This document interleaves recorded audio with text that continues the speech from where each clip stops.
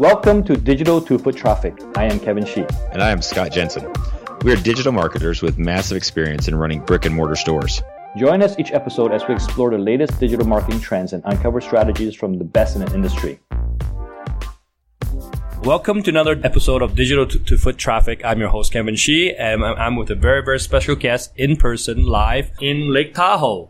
Welcome, Sam Marks, the one and the only. Thank you, Mr. Shi. Great to be having a reunion in Lake Tahoe for the second year in a row. Yes. Sam, if anybody needs some introduction, he actually inspired me to do a podcast. His podcast is called Invest Like a Boss, where he's a co-host with Johnny FD, talk about investments.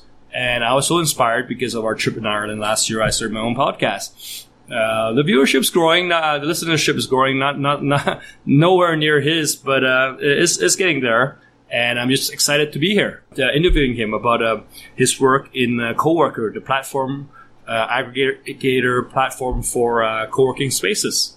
And we're going to talk about life and how he is and everything.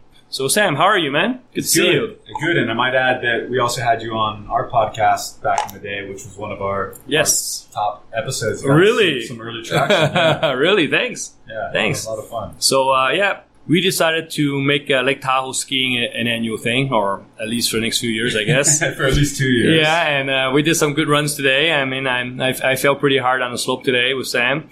Sam didn't. Sam was an expert skier. And this is what life's about, man. I mean, just talking with good people, learning about business and life and investing and marketing and traveling the world. So, Sam, talk to me about why you started your own podcast. Well, Invest Like a Boss was started 2 years ago now to date. And the main reason was because I just had so many investing mistakes, right? I mean, or so much money to invest. Well, that happened also as a result of a company that you know of that exited in 2013. Yeah. But long story short was I gave a lot of the proceeds to financial advisors in the U.S. that invested the money for me. But the world of finance and investing is very complicated even to an entrepreneur. So a lot of entrepreneurs are good at making money, but once it comes to managing it, I think their interest and your interest is not aligned. Absolutely. Yeah, absolutely. And, a lot of people will say that you spend your whole life trying to make money and then the rest of your life trying to preserve it. Yeah. And I've found through my personal experience that it's as challenging to just maintain a certain wealth level as it is to make it initially. Yeah. So, through some of those experiences and the mistakes that I made investing and some of the horror stories that I had with putting money with a financial advisor just led me into this quest of wanting to learn how to manage money better. And the best way to do that is just ask people and through the experience of doing it. But you don't want to make too many mistakes along the way. So we started the podcast. And let me ask you, how much have you learned through, you had over 100 episodes, 120, I think, already. How much of an investor, how much of a learning experience have you grown through this podcast that you've done? So the short answer is tremendously. Yeah. And the result of that has been from moving all of, at least my money, and then Johnny, my co-host, has done much of the same, from financial advisors into our own management. So I look at my finance and my assets like a mini hedge fund. So it's like 40 or 50 financial accounts all around the world. And that never would have been possible without learning from people and following a lot of what people have taught us. But the other side of that's as important, and one of the key takeaways from all the narratives that we've learned during the podcast is that being comfortable in what you're investing in and understanding what you're investing in is as important as anything. Is as important as being really confident in the upside. It's just that you have to feel comfortable and be an unemotional investor. And through the podcast, I've become a much, much less unemotional investor. If my total assets are up 10% or down 10%, I don't sweat. But back in the day, when I was first investing, I would log into my stock portfolio and I would literally freak out. Yeah. It's a lot to go from zero to wealthy and then try to figure out how to manage that finances. So the earlier in life you can do that, the better. Oh, that's great. Okay, so I got a few questions for you. Talk about your investments, how you make your money and you're investing now. And since this is a podcast about marketing and retail, your big investment in Coworker.com is doing very well. And we want to get a perspective of, as an operator of a co-working space, which is a retail operation, why we should use co-workers. I think you guys are still free, which is great. But in order to make money, I guess you guys have to charge something in the future. Why would an operator, pay you guys instead of going to Google or a billboard or whatever? So Coworker, in talking about co-working spaces as operators, if you look at most industries, from restaurants to food delivery to everything, everything has a platform in between. And when we started Coworker back in 2015, there was no platform. We came later to find out that there had been some platforms that failed in the shared workspace environment, but nothing was existing at that time. And it was really to scratch our own itch in the sense that Leanne, my co-founder, and I were in Hong Kong and at co-working spaces and realized that this was really a life-shifting, a life-changing workspace for us, because we were both entrepreneurs that had basically roamed around the world and worked from homes and coffee shops, etc. And once we got into a co-working space, we realized how much of positive effect that had on our lives. Yep. And if you look at any of the trends about remote work, nomads, startups, business shifting from business to small business, all that will fuel growth in shared office space and specifically co-working space, which is this mega trend that's happening right now. So it was really good timing, and we had a lot of experience and background into what we were building, the technology and also the marketing side of it. And, when we were meeting with co-working spaces initially, most of them were very mom and pop. They didn't have much of a marketing budget.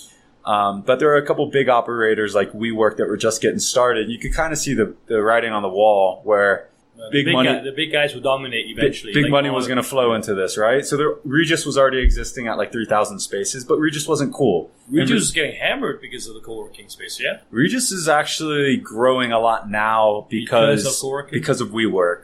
Okay. At least that's my opinion. I actually own stock in Regus because they're a huge company with 3,200 spaces. Okay. Really good cash flow. They're a public traded company. You can buy them on How is co-working affecting the subdivided offices? Because they usually rent out like seats or subdivided offices, and now there's co-working. Well, co-working is really just a trendy word. Okay. So a lot of companies that wouldn't specifically be what we would call a co-working space will use co-working just because it's a hot trend, right? But actually, they rented an entire office, like a room at least. Yeah, I mean, it's like blockchain, right? Okay. A lot of companies are using blockchain but they're not really using blockchain, but they're using it because it's trendy and they'll get more attention, right?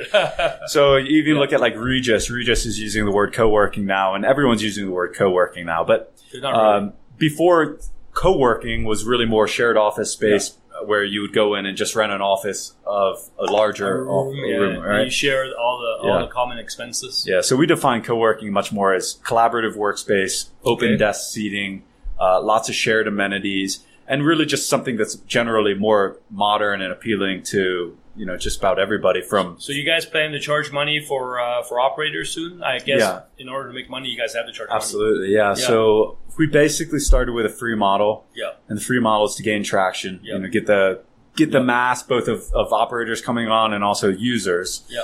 And we will always be free for leads. So right now there's several thousand leads every month going through the platform. That's pretty good. It's growing really quickly. Yeah. And the user experience is great because there's all different types of ways that you can connect with spaces that are specific to co-working. And going into why would you join Coworker versus joining advertising through Facebook and Google? Well, you'll ultimately do all of them, right? Yeah. Will be a segment of the marketing budget, but you can connect with spaces in ways that you cannot connect in Google. So Google will eventually go into everything. Right now they went into flights. You can go to google.com/flights. Yeah. They'll go into hotels. They'll go into co-working. Yeah. But they're never going to be able to be everything to everyone. So individual platforms that are specific to industries always going to do a slightly better job. Okay. So, because I'm from a storage background, and there's a very famous storage aggregator in storage called SquareFoot. And for years, major operators has always been against it because if you advertise in aggregators like yours, then it's just going to come down to price. Right. Like for storage, at least, if there's like 3 or 4 storage centers around my neighborhood, the way the aggregator presents them is going to be based on price. Right. How are you going to make people whose co-working spaces are more expensive, but they shine out And if through your system, how they can shine out instead of just people competing on price. Co-work, that's a concern with co-working spaces, is that ultimately if they give seats and Wi-Fi, that then they have to compete on price. But that's just sort of a myth in the industry, right? Okay. Self-storage is very commoditized. What do you want in self-storage? You want cheap, you want secure, and you want access, right? And close. So, but other than that, you don't care what color paint's on the walls or how cold the air conditioning is. Co-working is very, very specific. Okay. Is now becoming very specific to who you are, to your individuality. Whereas when it initially started, it was much more desk, Wi-Fi, air conditioning, nice community. But as the industry grows, you start to hollow out and niche out into, artistic and web development. And I was just in Denver. I joined one that was fully web developers called Galvanized. So they only welcome web developers. Well, they don't. I went in as an angel investor, but everyone that it appeals to, 95% are going to be web developers, right? Okay. So all these different co-working spaces appeal to different people. And that's kind of the beautiful thing about the industry. And as the industry grows, it continues to diversify. So there's always different ways to distinguish your co-working space other than price. And how does your platform, what kind of functions do they have besides of listing? Can you search based on some criteria that they have besides on price? Yeah. So price is just one. Of course, there's probably 100 different filters that you can use to narrow in on price. Of course, we have location is a very big one. And then what type of environment it is. Okay. Is it more specific to artists? Is it more specific to startups? Okay. What type of features, what type of access? 24-hour access is really important. And then we all have these, what we call space finders, which is different types of buckets that you can use. So if you're in Barcelona, you want a space that's near the beach or bike rentals or whatever. So, and that just will continue to grow. Price is actually one of the smallest or the least used filters, which is really interesting because you always have a subsect of people that are looking for co-working spaces that want to narrow down just based on price. But more than not, that's not what they're looking for. They're looking for something that fits their identity and gives them a network for them to flourish in. Okay. And how do you see this coworking.com is going to be in the next few years? What kind of new features are you guys going to roll out? How the user experience or for the operator, what kind of things should they be expecting? Well, the co-working space continues to grow quickly. Very quickly. Most estimates say 25% a year. Wow. That's a lot. We're seeing onboarding on our platform growing at about 10% per month. That's very fast. So it's quick. I mean, half of our team is data related, which is basically working through the data, onboarding new operators, and expanding in different regions. But it's happening extremely quick, and it's not happening just in one country or continent. It's everywhere, from Africa, South America, China. A lot. I mean, you're getting co-working spaces everywhere. It's 100. We have, I think, 135 countries now. So it's a really big footprint. And so we'll have our hands full over the next 2-3 years just keeping up with the global growth. What kind of new features are you guys going to roll out? Well, one thing that's really interesting to us is co-living. Okay. So we think that co-working is kind of the start of a very big trend. It's a big trend, and also the shared economy is really, really starting to take off. Okay. And co-living is also a word that is right now trendy, but nobody's really done it well yet. People are trying, though. People are definitely trying. And there's a lot of like hostels that are now calling themselves co-living. But someone's going to nail it, and it's going to become a very popular thing. Because, again, we don't have to look much further than ourselves to realize we might be we're part of the market now, part of the consumer market. But that consumer market is going to grow. The estimates by 2025, 1 billion digital nomads. Oh, wow. And even if that's half true, that's 500 million. How many are there now? It's a tough market to dissect because you can go into the remote work category and say, okay, well, how do you define remote workers? Someone that has the ability to work from home or a location of their choice 1 day a week. That's kind of the standard. You could say two days a month, or you could say 3 days a week, but 1 day a week is kind of standard. So in the U.S., it's almost 40% of the workforce, which is a staggering number, right? And as more countries develop and the internet and digital economy become a bigger and bigger part, then Co-working and co-living. Co-working and co-living are going to be huge. The benefit of co-living is people can save money living in a pretty good location, pretty good apartment. Is that what it is? Instead of getting a cheesy, if they're living by themselves, then maybe their budget cannot afford a good apartment. Something like that. Yeah, so it's very similar to co-working where you have short-term contracts, turnkey setup. So for instance, Denver, I went last month. I got a month membership. I went in, immediate access to all the facilities, beer on tap. Wow. Amazing network of people, coffee, everything right there.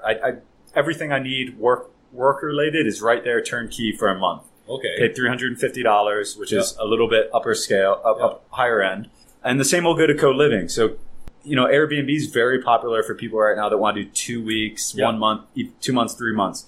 But if you want to sign a contract on a place, especially in the US, minimum a year. Yeah. And then you got to furnish it. I'm doing this in Tampa right now. It sucks. Like I got a place for 12 months. I got to go spend $10,000 on furniture to furnish it, right? I got to pay all the electricity and everything else. So why not have a building that's operating similar to the co-working model where it's turnkey? You go in, everything's set up. You pay month to month, one bill, not 10 bills.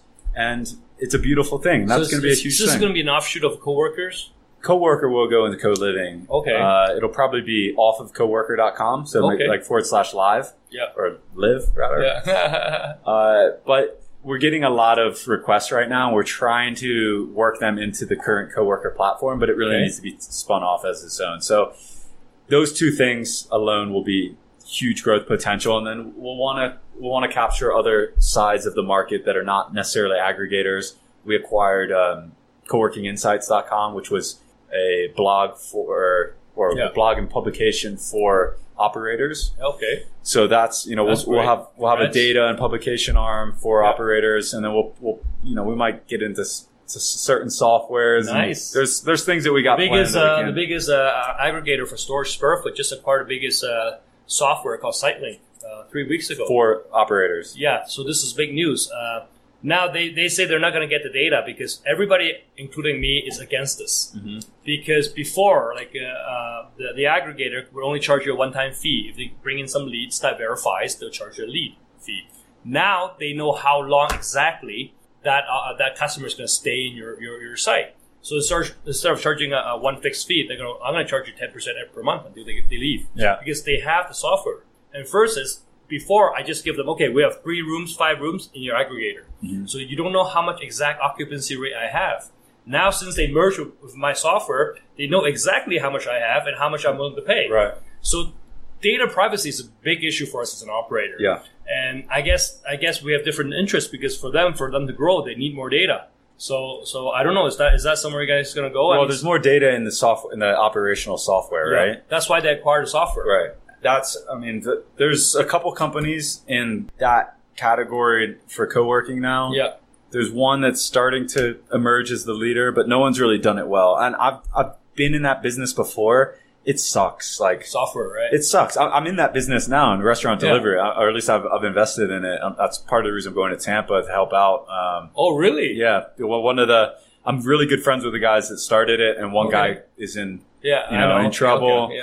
Yeah. And his brother's sort of like panicking, but the business is still there, huh? The business is booming. Like it's doing fantastically well. But it's such an ugly, unpleasant business to be in. Are there people? Yeah, because they keep on calling you for things. You have 200 clients. Like both of the businesses I've been in, this one has got 200 clients. The last one was called Booked. It sold to a Real Page in 2014. That was 200 clients. Wow. And nothing is ever good enough. You're going to work every day and someone is demanding shit. Exactly. And they can't operate their business without this additional feature. Yeah. And then do you charge for it or do you it's like it's always messy. I've never seen a business that's, SaaS operations. But the money's there. The money is there. The recurring revenue is sexy. It's just experience is shit. It's a very difficult operational business because it's nonstop development. Yeah. And just when you think you can wind it down and slow it down, whoever does not continuously develop loses clients to the next guy.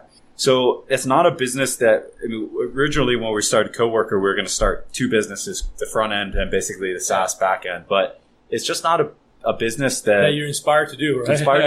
And also the market hasn't matured enough yet that you can really develop for the future. So I think the play there is if we end up doing that we'll acquire in the future. But for us, it's a much less sexy business than what we're building. And also, if you look at a lot of other industries, like let's say food delivery, the business that we're part of is one of the biggest food delivery SaaS products in the U.S. market. Okay. We're probably valued at somewhere around like 8 to 10 million. Okay. But then you have someone like Grubhub, who's the big, sexy front-end consumer-based portal, and they're valued at like 4 billion. So it's always be facing the customers, man. It's much easier. Always be facing the customers. That's right. That's the number one rule. It's much easier to make especially have a big exit when you're a big, sexy, juicy consumer-facing. If you're not facing the customer, you're losing out. That's the thing. But I do agree with you. Like on the data side, there's so much valuable data. So much data. It could be sexy. You can just squeeze people by the balls. Hey, just grab it. Like I just merged with your software vendor. We know actually you're like 20% occupied. Instead of charging you the normal $100 per month, we're going to charge you $150. Mm-hmm. What the hell are you going to do about it? Yeah. Right? That's the scary stuff. But given your experience in Coworker that you and your co-founder Leanne's been doing as an operator of a co-working space, what kind of advice would you give them? How to operate besides joining up Coworker, of course. Yeah. So I mean, not to bore everyone with the standard. Go out and put your space out there and join the the local commerce center and what makes the difference between the guys who are doing it all right and who are not doing all right? Is it location? No, I think the biggest thing is community. Is community and events. Okay. So once you get beyond desks, Wi-Fi, air conditioning. I mean, there's some things that people get so wrong. I mean, we've probably visited, I would say collectively between Leanne and I, we've been to close to 1,000 co-working spaces. Really? In the last 3 or 4 years. Everywhere we go, we visit 2 or 3. Yeah. And I was just down in Brazil, and one of the best rated co-working spaces had all the doors open. And now, anyone who's been to Brazil knows they have a serious mosquito problem, right? Okay. You would think that they would make it sort of policy for anyone in there. Shut the doors. Like, just have some etiquette, and when you open a door, shut it. Yeah. Well, everyone goes, they walk out to talk on the phone, they open the sliding glass door, they leave it open. Okay. And now they have these mega bottles of mosquito spray that everyone in there is obviously having a problem with mosquitoes. They wear long pants, long shirts. That's pretty bad customer experience, man. It's horrible. And that was a top-rated co-working space in Rio de Janeiro. Okay. So there's certain things that people just don't get right. Yeah. Like the essentials, like air conditioning, Wi-Fi, comfortable seating. Yeah, that's the basic. And bug-free, right? Yeah. Like let's get that straight, right? That's the basic. Let's get that straight. Once you get past that, it's you community. have a good environment. Yep. No one wants to walk into something that looks like it's made out of stainless glass, steel or whatever. You want to have an ambiance. You want to have your own ambience. Then you got to really focus on community. Community takes a lot of work. Community takes a lot of work. You got to do a lot of events. You got to bring a lot of interesting topics. You drive people together. Absolutely. Right? And there are always going to be that group of introverts. I'm slightly introverted.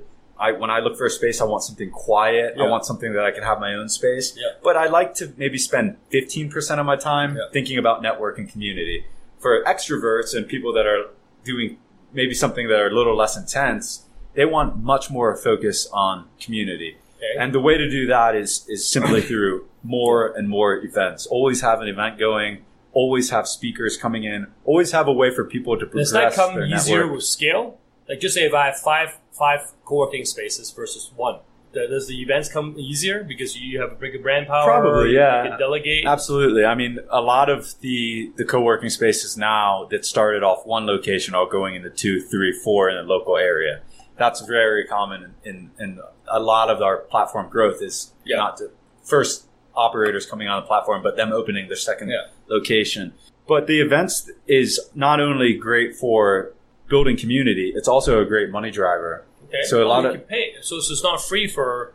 Absolutely. It's a mixed bag. It's a mixed bag. So a lot of times you'll hear restaurants always say, we break even on food, we make all of our money on drinks. Okay. Similar in co-working spaces, a lot of them will break even on desks and memberships and make all their money in events. So it's a way to grow your membership because you would offer all members to bring a friend free for events. And then also you have paid events where you have, some hotshot local VC come in and talk about and also offer their services, etc. So the spaces that are really excelling we're not talking one event a month or one event a week. We're talking an event every single night. Shit, that's a lot of work, man.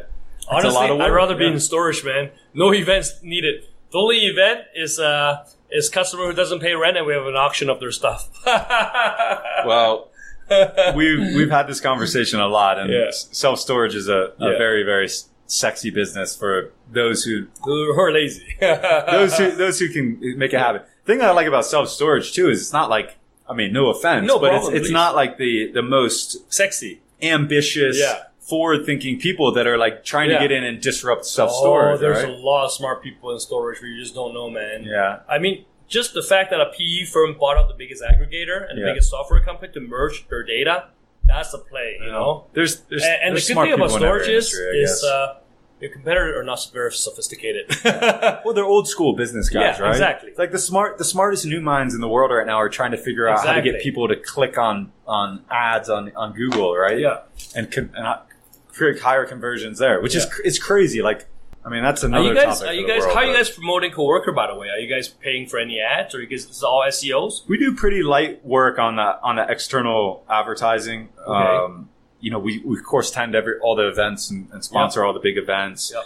But to be honest, we've taken a very organic approach from the get-go. That's pretty good. You save a lot of money. We've had a very patient and long duration roadmap from the get-go, which was sort of a 4-year plan of continuously building content, improving relationships worldwide with spaces. Of course, search engine optimization, which is mostly generated through your content. Content from operators and content from consumers. What are some of the good contents that drive good SEOs? I've always taken the approach of just really good, sound content that sticks people to a page, right? Okay. So with that, it's a focus on data quality. Because if you have bad data quality, let's just say, I'll give you a very simple example. Yep. If a space uploads their page with 2 photos, no address, an incorrect map, and no prices. Yeah, I'm not going to put it on, right? No one's going to look at it. Yeah. People are going to immediately turn away and try to go to their website. Yeah. But if you force good data quality, you're going to force stickiness to the site. Mm-hmm. And that's going to build returning visitors. Yeah. It's going to build high space participation. It's going to build high user satisfaction. It's all about the effort. And that all accumulates. And then all of a sudden people start leaving reviews and start contributing to the platform, and they appreciate it. Mm-hmm. So it all starts with data quality and having a good relationship with spaces. Because if you have a good relationship with spaces, they're going to take care of their listing. What kind of blogs do you guys write? We do write blogs quite often. Both, we have contributors that work with us. Okay. We also, like I said, we took over Coworking Insights, which we're trying to build out as the leading, informational site and data site in the industry. But a lot of the blog stuff ends up being opinionated, and we try to stay away from as much opinionated stuff. Like, why is Barcelona a better co-working destination than Madrid? We don't want to be that. We just want to be an aggregator of real information and stay away from the opinionated stuff. Whenever we get an opportunity to share some of our data with spaces that might help them grow and help their communities grow, then of course we'll do that. But we try to stay away from the opinionated stuff. Cool. That's very good. Well, all the best to you for Coworker. Just a few, 2 more questions. One is, I've known you for a while. How long have I known you? Like 6 years now? Since you sold your company. Oh, we met first time in Hong Kong, actually. Festival Walk, which is a part of Maple Tree, by the way. Wow. Yeah. Greater China, I suppose. But one thing I'm really impressed is how you always see these trends way ahead of all the average person. Like e-cigarettes, Bitcoin, co-working. How do you become like a leading edge early adopter of all these latest trends? How do you spot the trends? I mean, obviously, you don't read it from Vanity Fair like my friend does. Yeah, well, the first thing is, of course, just being around good people. Okay. You can't take credit without being around good people. So just on your examples, e-cigarettes, I was at an affiliate conference in 2009. Okay. And I was with good people. Yeah. And we had a good core group there that people wanted to talk to. Okay. So you met those people there? No, I was doing business with them. Okay. Because you're doing affiliate marketing since the university. But between our organization, between what I was actually running and what 2 other people were running, we kind of were a mass network there. Okay. And everyone came up and wanted to push their products on us. And we were introduced to e-cigarettes like that. Okay. Bitcoin, I was introduced to 2012, was it? 2011. I bought first in 2012, but that was that was introduced to me. Almost everybody had heard about Bitcoin back in the day. Some people just didn't have the ears or eyes to open up to, right? But once you're around this stuff, if anyone that's an entrepreneur now or an investor or just reading the news, the world is moving insanely fast. Exactly. Insanely fast. Like this exponential progression curve. Exponential growth, man. And you have to have your eyes open and ears open because, yes, 50% of what you see or hear is not relevant, right? Yeah. But a lot of what you see or hear could be the next future, the next wave, right? Yeah. So you just gotta pay attention and you gotta be willing to take co-working. I've had a lot of misses as well, but I've had some gains. Everything that you've hit on was right onto the nail, like e-cigarettes, Bitcoin, co-working. I mean, it's hard to say, like, how did you know it was a good trend? Like co-working, for example. You saw the data, right, I guess? I think that I like, this is how I view myself. I view myself as an early adopter and a fast mover. Very early adopter, man. So I always think that where I'm at is on the early edge of a future trend. Yeah. So like the nomad thing, right? Yeah. I was doing that in 2008. Exactly. And that was that was hard to do back then because the internet was shitty everywhere, right? But if you just make a couple assumptions like the internet's going to be better. Exactly. Workforces are going to be mobilized, distributed, really. Yeah. And Wi-Fi speeds are going to become better. Yeah. People have a tendency to want variety. Variety is a spice of life. Yeah. Then you can make assumptions that, workforces are going to distribute. Yeah. Co-working spaces are going to be needed. So I guess you need some economies are going to spread out. I guess you need some basic data from the general trend where trends are going, and then you just do your best educated. Look at Bitcoin. Bitcoin was, when I bought it was at $100, right? Yeah. And all you have to do is think about what the future capacity and utility of Bitcoin could be. Yep. And if you think about how many users it was back then, so this is exactly why I bought Bitcoin in 2012. I said, okay, what's Bitcoin? I don't really understand it. I don't understand blockchain. I don't understand a lot of this shit, right? But look at what the world currencies are. Yeah. Fiat, right? And if you look at some of these shitty currencies, sorry for anyone that's listening that might be from one of these countries, but let's just take a country. My example was the Chilean peso. I love Chile, by the way. It's a great country. But who's buying the Chilean peso? Nobody, except people in Chile, visiting, right? Yeah. So the Chilean pesos are still a top 25 world currency, and the global money supply is still quite huge. So everyone can buy Bitcoin. They have to set up a wallet. So if Bitcoin, back then people were thinking of it as a currency. Now people are thinking of it more of like a crypto asset. Yeah. But if one of these new digital currencies could become a top 25 world currency, then that would have made Bitcoin's price go to 10,000. Yeah. And I said this like back in 2013. I go, if it becomes a top 25 world currency, which it could be because it's easier to buy than the Chilean peso, right? Then it's going to go to 10,000. So you buy it at 100 with the opportunity for it to go to 10,000, and that's effectively what it did. I sold almost half of mine at 10,000. You're the king, man. I mean, that's what happened. But I also lost money. I bought late, and some of these other ones are bought high, and like Ethereum and the other ones. So you're not going to get them all right, but you're going to be, the majority of your wealth is going to be based on the couple things that you got right in life and not necessarily the things that you missed. Yeah. So you got to be willing to take your chances. Take the risk. Yeah. And diversify. Well, it's been good talking to you. Yeah. Anything you want to ask or any final words about to our listeners who are interested in marketing or retail operation, doing business? Well, I will say that just on your last words, diversify. Yeah. So if you look at most of the wealth, it's just one country like the U.S. Most of the wealth in the U.S. was accumulated by concentration, not diversification. Exactly. But so if you want to gain wealth, you concentrate. You go into once you have wealth, you diversify. So if you need to build wealth, go into one stock, go into one initiative, go into one business. I was in storage, man. Give it your heart. See, now you made it. Now you diversify to preserve it and you give your family a good life. It's good talking to you, Sam. And I hope to talk to you again. Thank you for listening to Digital to Foot Traffic. Join our mailing list at digitaltofoottraffic.com for more of our digital insights and strategies. Leave us a review on iTunes or your favorite Android apps and subscribe so we'll show you the second we launch a new episode.